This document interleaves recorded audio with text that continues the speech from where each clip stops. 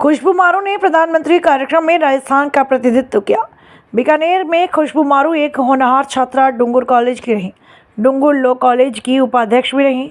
ABP की जोधपुर प्रांत की संयोजक हैं खुशबू मारू और एबीपी की पूर्व राष्ट्रीय कार्यकारिणी के सदस्य भी रही हैं।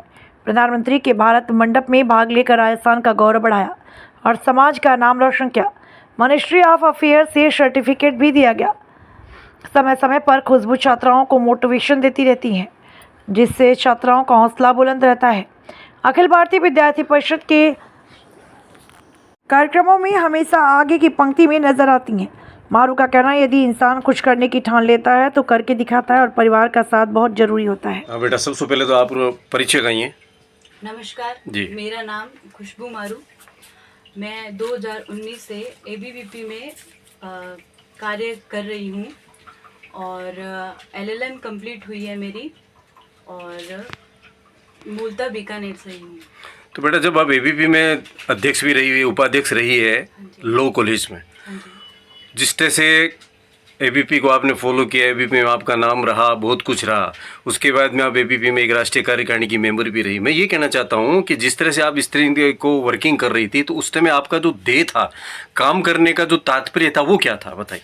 वो तो सबसे पहले तो यही था कि व्यक्ति निर्माण का कार्य करती है एबीवीपी। तो मैंने अपने खुद में बहुत चेंज देखे हैं। जैसे फ्रीडम जो होती है, लड़कियों को क्या मिलनी चाहिए, कहाँ सही कहाँ गलत, ये सब कुछ मेरे को एबीवीपी ने सिखाया है। और इसमें जैसे हम निरंतर रहते हैं, उसी हिसाब से हमारे को उसकी जानकारी मिलती है।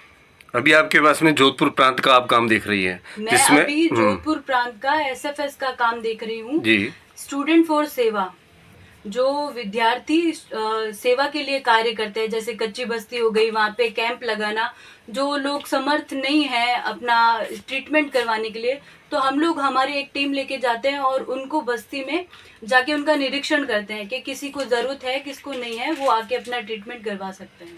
एक महिला होकर इतना बड़ा जब हौसला रख के जब घर से बाहर निकलती थी, तो घर वालों से, आस पड़ोस से किस तरह का कोई मोटिवेशन देते थे क्या कि बेटा तुम काम करो या घर बैठ जाओ? नहीं, मेरे पापा मेरे को पूरा सपोर्ट करते हैं।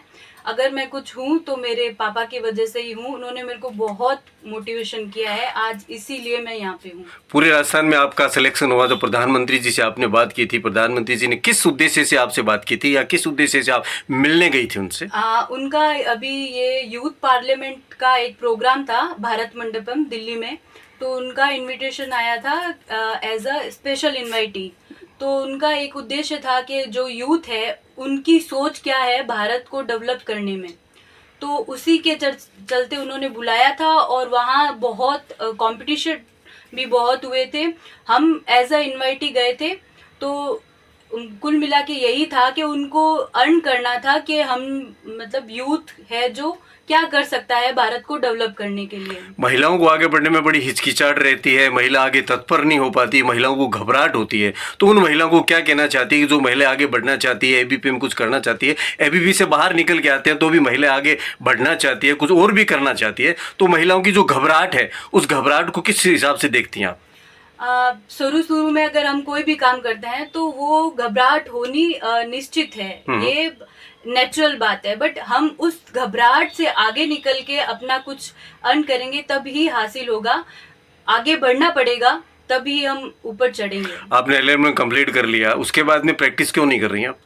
अभी प्रैक्टिस तो अभी मैं स्टार्ट करूंगी, देख रही हूँ मैं कहाँ, जोधपुर, बीकानेर, जो भी सेट होगा वहाँ पे प्रैक्टिस करूंगी मैं। तो ये प्रैक्टिस के बाद फिर आगे क्या करने का विचार है आपका, वो बताइए। साथ साथ में मैंने एलएलएम भी की है, तो वो दिया है। ये नेट जीआरएफ है, उसका भी कंपटीशन चलता तो है। आने वाली जो महिलाएं हैं, आने वाली जो लड़कियां हैं जो कुछ करना चाहती हैं, उनके लिए आप एक मोटिवेशन बताइए कि आपको देख करके कि खुशबू मारू क्या है।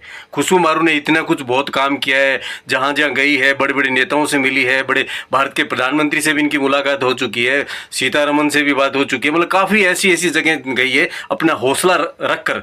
तो उन लड़कियों को क्या कहना चाहती है, उन लड़कियों के माता पिता को क्या कहना चाहती है कि अपने बच्चों को बाहर निकाले या नहीं?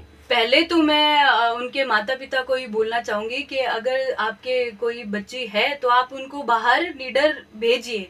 वो खुद अगर इंडिपेंडेंट होंगी तो ही वो अपनी रक्षा कर पाएंगी, घर में तो कुछ नहीं होगा। नहीं, मेरी एक समझ में नहीं आता है कि किस तरह से लड़कियां बाहर चली जाती है, घर वाले चले जाते हैं, लेकिन आजकल एक फंडा चल रहा है लव मैरिज का। बाहर रहती है, अपने माँ बाप को भूल जाती है, 10-15 साल माँ बाप उसको पाल पोस के बड़ा करते हैं, वो शादी अपने हिसाब से कर लेते हैं और बाद में बड़ी पछताती है। तो वो जो लड़कियां बाहर पढ़ रही है, लड़कों के साथ रह रही है, जो भी है एनी हाउ, लेकिन वो जो लड़कियां इस तरह का जो कदम उठा रही है, उनको क्या कहेंगी? मैं उनको भी मैं उनके पेरेंट्स को बोलना चाह रही हूँ कि आप अपने बच्चों को इतना प्यार दीजिए कि उनको कहीं और जाने की जरूरत ही ना पड़े। जब हम अपने बच्चों को इतना प्यार करेंगे, इतना फ्रीडम देंगे, तो वो खुद अपने घर वालों को देख के आगे बढ़ेंगी नहीं, ऐसा कोई काम करेंगी ही नहीं। बात फ्रीडम की चलिए तो हर माँ बाप अपनी बच्ची को फ्रीडम देते हैं, लेकिन कुछ ऐसी स्थितियां परिस्थितियां हो जाती है या कुछ ऐसा समय माइनस ऐसा आ जाता है कि वो उस चीज को चेंज कर लेती है। उसका कारण क्या है? ये सारा है नरेटिव। कोई इंसान किसी लड़की के अंदर नरेटिव भरते हैं, उस नरेटिव को पहचानना पड़ेगा जी। क्या सही है क्या गलत है, उनको खुद को ये देखना पड़ेगा, है ना। तो मैं यही बोलूंगी कि लोगों का काम है अपने दिमाग में नरेटिव सेट करने का, वो नरेटिव नहीं सेट करने दे।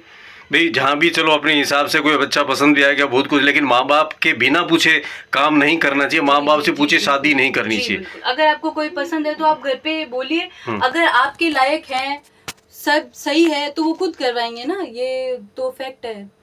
अब एबीपी में भी आप अभी फिलहाल हैं, अभी काम कर रही हैं एबीपी में, जोधपुर प्रांत में पूरी तरह काम करी, एसएफएस को अंदर आप अभी संयोजक हैं जी। जिस तरह से वर्किंग कर रही है, तो युवा पीढ़ी है, लड़के हैं, लड़कियां हैं, जो लड़कियां आगे मोटिवेशन को उनको जो देना चाहती है, लड़कियां आगे आकर काम करना चाहती है, तो उनको किस तरह से ऐसी कोई चीजें हैं जिनसे घबराना नहीं चाहिए? आप जो भी, जैसे ये संगठन है एबीवीपी, तो उसमें आने से पहले लोगों का माइंडसेट है कि ये सिर्फ चुनाव करती है। ये सिर्फ चुनाव नहीं करती, ये पूरे साल काम करती है। हम पूरे साल कोई ना कोई काम करते रहते हैं, जिससे जो भी है ये चलता रहे। तो मैं लड़कियों की यही बोलूंगी कि आप पहले आएंगे तभी पता लगेगा क्या सही है क्या गलत है। ये नहीं है कि कोई आपको जबरदस्ती कर सकता है आपके साथ में, आपको सेट लगे तो रुकिए, नहीं लगे तो वो कोई दिक्कत वाली बात नहीं है ना। बट ट्राई करना चाहिए, किसी भी चीज को देखेंगे तभी सीखेंगे। चलो, थैंक यू।